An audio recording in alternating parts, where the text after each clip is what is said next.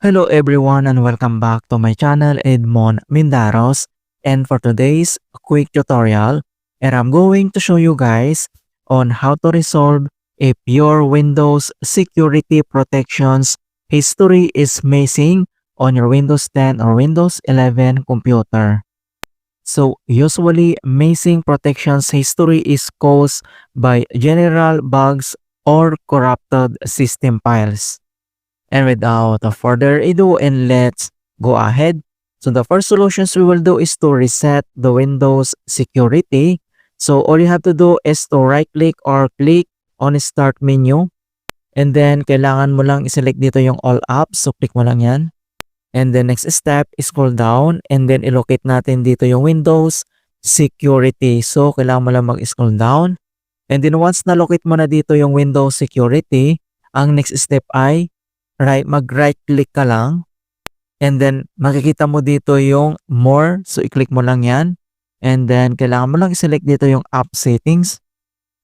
And once na-open mo na itong Windows security settings, ang next step ay scroll down.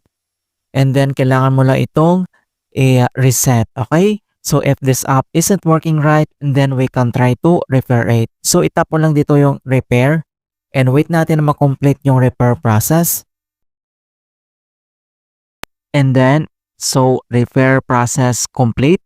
And the next step, so if this app is still isn't working right, and then kailangan mo na itong i-reset. So itap mo lang dito yung reset. And this will permanently delete the app's data on this device, including your preferences and sign-in details. So i-click mo lang dito yung reset. And wait natin na ma-complete yung reset process.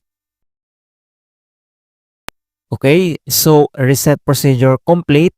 And other solution na pwede natin gawin is to delete detections history. So all you have to do is to open up again on a search menu. And dito sa search for apps, so kailangan mo lang i-type dito yung File Explorer. And then i-click mo lang dito yung open. So once na-open mo na itong File Explorer, so dito lang sa left side menu and kailangan mo lang i-select dito yung this PC at dito sa right side.